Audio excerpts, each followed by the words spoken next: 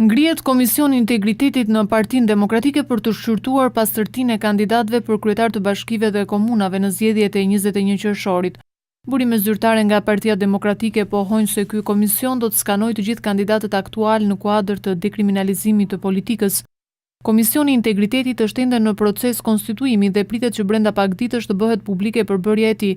Komisioni do të shqyrtojë kandidatët që vijnë nga rrethet dhe më pas ata do të miratohen nga kryetari Basha.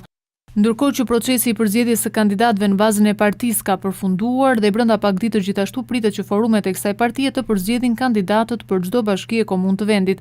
Në listat aktuale për çdo bashki janë 4 deri në 5 kandidatura që po shqyrtohen nga krerët e Partisë Demokratike në mënyrë që të vendosen kandidat me integritet të lartë.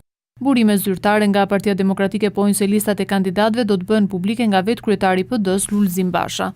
Dekriminalizimi i parlamentit ka qenë një nga pikat e shumë kërkuara nga Partia Demokratike si një nga kushtet që ajo të rihynte në parlament, pas marrëveshjes së arritur në fund të dhjetorit 2014 mes mazhorancës dhe opozitës, kuvendi ka ngritur edhe një komision të posaçëm parlamentar për të prezantuar edhe një ligj se si do të bëhet dekriminalizimi i parlamentit.